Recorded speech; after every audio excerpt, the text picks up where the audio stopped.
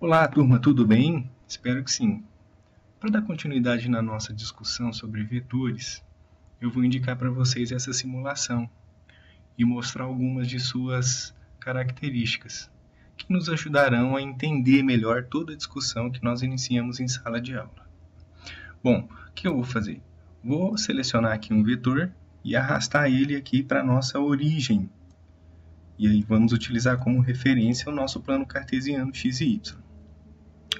Pois bem, vou selecionar aqui um tamanho para o nosso vetor e uma direção, né? Então vou deixar ele a 45 graus com a horizontal. E aí nós vamos entender, por exemplo, como nós podemos entender esse vetor, que está aqui representado em vermelho, e as suas respectivas componentes. A componente deste vetor na horizontal e a componente deste vetor na horizontal. Então, nós temos esse estilo de representação. Nós podemos também ter esse segundo estilo de representação. Perceba que a única mudança do estilo 1 para o estilo 2 é que eu deixo de representar a componente vertical deste vetor no eixo y, passando a representá-la ao final do vetor em vermelho. Ok? E aí nós formamos aqui uma figura geométrica, a qual, por exemplo, você pode aplicar o teorema de Pitágoras. Os dois catetos, representados pelas componentes do vetor, e a hipotenusa como sendo o próprio vetor, que nós vamos chamar de resultante de uma soma vetorial deste vetor com este vetor na vertical. Há também uma terceira representação para esse vetor.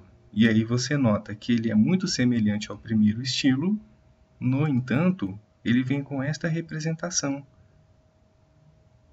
paralela ao eixo y e perpendicular ao eixo x, começando ao final do vetor vermelho, finalizando neste ponto onde terá o fim do vetor horizontal.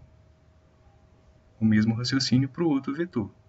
Você traça essa linha paralela ao eixo x e esta linha ela é perpendicular ao eixo y. Então, a componente vertical do vetor vermelho vai ser um vetor com início na origem aqui do vetor e fim no ponto onde a linha que você desenhou toca o eixo y. Pois bem, você pode tentar outras representações para poder, por exemplo, entender a soma vetorial nesse tipo de representação. Então, eu vou pegar, por exemplo, um segundo vetor. Vou pegar um segundo vetor e colocar ele no final deste outro vetor. Perceba que ele também tem as suas componentes. Agora, vamos mostrar a soma vetorial. Ora, a soma vetorial deste vetor que nós colocamos primeiro com este segundo vetor que eu selecionei tem como resultado um terceiro vetor. Então perceba que a soma vetorial, as operações vetoriais, elas são semelhantes às operações numéricas. Você pega um número, soma com outro número e dá um terceiro número. Na soma vetorial, o mesmo raciocínio vale. Você tem um vetor mais um outro vetor, resultando em um terceiro vetor, que está representado aqui em verde. Ok? Vou colocar as componentes aqui do vetor para você ver. Ok? Então, olha só. A componente horizontal deste vetor resultante é igual à soma vetorial das componentes horizontais desses dois vetores separadamente. A componente vertical deste vetor ela é igual à soma vetorial das componentes destes dois vetores.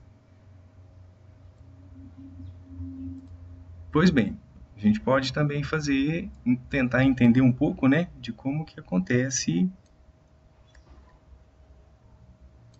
a soma vetorial com um vetor que é oposto a ele. Então, vou selecionar dois vetores, vou deixá-los propositalmente na direção vertical, para facilitar o nosso entendimento, ok? E aí, ó, eu vou ter um vetor, assim, o nosso primeiro vetor, e um segundo vetor, por exemplo, assim.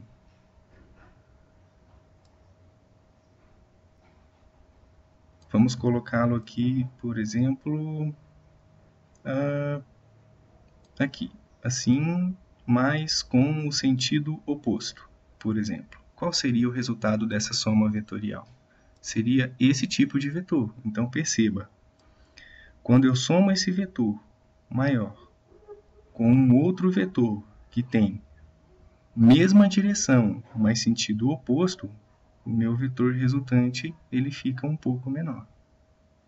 Então, eu quero que você perceba, conforme nós discutimos em sala de aula, que a soma vetorial